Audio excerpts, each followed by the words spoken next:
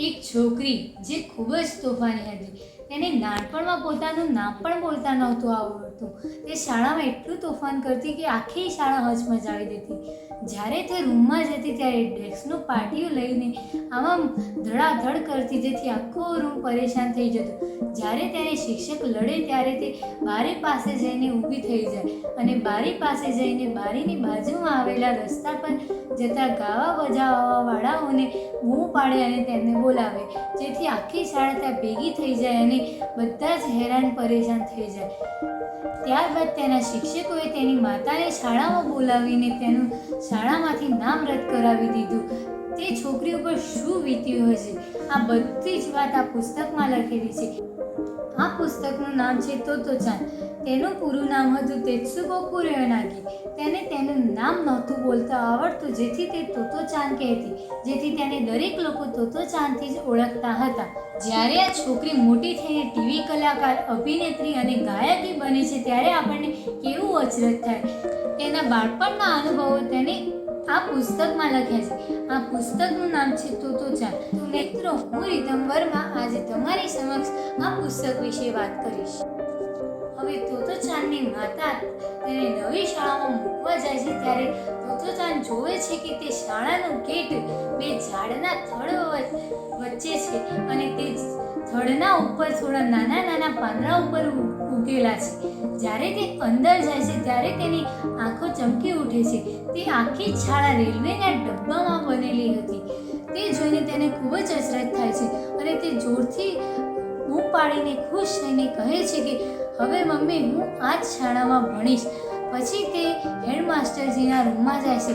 હેડમાસ્ટરજીનું નામ હતું સોસાકુ કોબાયાશી. તેમના રૂમમાં જાય છે અને તે 4 કલાક સુધી લાખોટી વાતો કરે છે. તોતો-ચાન અને તેની માતા જ્યારે ઓફિસમાંથી બહાર આવે છે ત્યારે હેડમાસ્ટરજી તેમની પાછળ આવીને કહે છે કે આ છોકરી ખૂબ જ હોશિયાર છે અને આજથી તે અમારી શાળાની વિદ્યાર્થીની છે.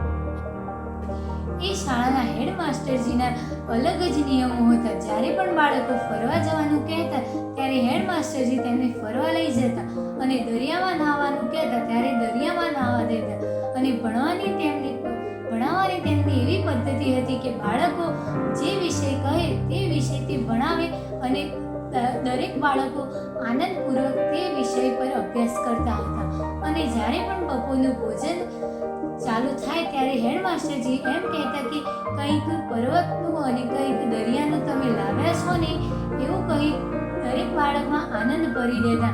તોમોએ શાળાના દરેક વિદ્યાર્થીઓ અલગ અલગ પ્રવૃત્તિઓ કરતા, જેમ કે તેમને ડર દૂર થાય તે માટે હેડમાસ્ટરજી ભૂત શોધવાની રમત રમાડતા અને દરેક વિદ્યાર્થી સંપથી રહે તે માટે ટી પાર્ટી કરાવતા. બીજા વિશ્વયુદ્ધ દરમિયાન B-29 વિમાનોએ શાળાના વર્ગ તરીકે ચાલતા રેલવેના ડબ્બાઓ પર બોમ્બ ફેંકી નાશ કર્યો હતો. આ સાથે તોમોએ સ્કૂલ અને હેડમાસ્ટરજીનું મામૂલી સપનું આંખમાં કોકડું થઈ ગયું હતું.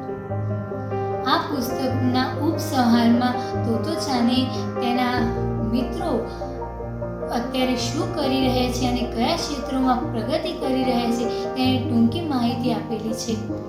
આ પુસ્તકમાંથી એ જાણવા મળે છે કે શિક્ષણની પદ્ધતિ કેવી હોવી જોઈએ અને દરેક શિક્ષકે વિદ્યાર્થીની સ્કિલ્સ ઓળખવી જોઈએ. આ પુસ્તકમાંથી બીજું એ પણ જાણવા મળે છે કે દરેકમાં અલગ અલગ પ્રકારની સ્કિલ્સ હોય છે અને દરેકની જગ્યાએ બરાબર જ છે.